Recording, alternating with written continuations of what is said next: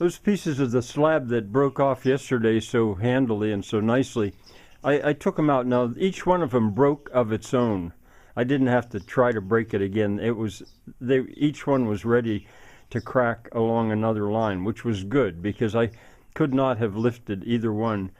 But once they were cracked in half, I was able to get them up onto the wheelbarrow and wheel them out. So now I'm going to go back to undermining and see how that goes. If it goes well enough, I'll see about cracking off some more. As with yesterday, with some patience, a crack develops. I think you can probably see that crack going along. It stops there. I got that one little piece. Now this crack, it went the whole way to here, which is good. And it was going that way. Oh, I see it's going that way as well, to there. Patience. It's going to break here, which is good because that would be too big for me anyway. So I think next time you see it, it'll be off the slab. Let me see if I can film this with my left hand and drop the hammer with my right hand. I have to be so easy right now. Well, I am being easy. You'll see.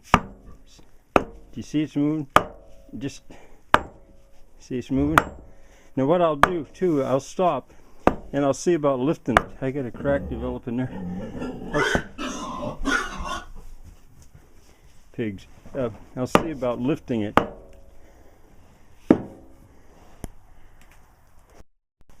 There, that's probably about an hour and a half's work.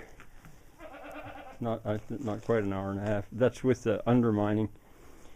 I'll undermine some more, and I've got about 6 more inches that I'd like to break off. It's going well, but I'll leave that for now. Tomorrow I'll take them out. That I can lift onto the wheelbarrow. This one, I don't think. So I'll probably break this if it doesn't break on its own before I take it out. Rags and building her bed. She didn't want to go down with the other pigs. This is a problem for me, really, because I don't know how she'll act. She spent a long time up here with just the goats. She likes being with the goats. But making her bed, she doesn't look like she's about to farrow. I mean, she'd be welcome to stay here as long as she gets along with the goats, but I just worry if one of the goats has kids, you know, has baby kids, how she'll react to that. But she's definitely building herself a nest, no doubt about it.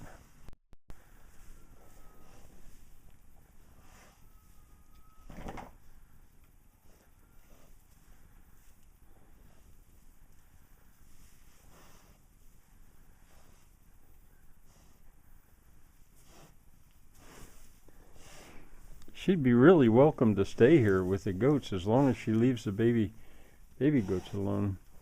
Now, I think she'll probably leave Sophie alone because Sophie's big enough. But when a couple are, 1 or 2 are just newborn, I don't know how she'll act. What would be best is if I were out here, if I were sleeping here and living with my animals, which is something I'd actually like to do. One thing about those rags is they certainly smell like goat, because I've been putting them there for Sophie and Trip to bed down in. I've got lots of clean ones, but I don't know. She certainly doesn't look like she's about to farrow. I don't know. There she got a mouthful of hay, but then also went and got a rag. So she had both hay and a rag as building material, and she's still looking all over the place to see. I wouldn't be surprised if she pulls some of my curtains down. I don't know. There she's getting hay, picked through hay. This would make perfect sense if she were about to farrow, but I don't think she is. I really don't know, and I'm not sure what to do about her with. I'll look the does over real closely to make sure none of them are going to have babies tonight. Well, that rascal, I had an old sheet that I'd washed, and I'd hung it or laid it there to dry out today, and she went and took it off that hurdle, and it must be in her bed somewhere.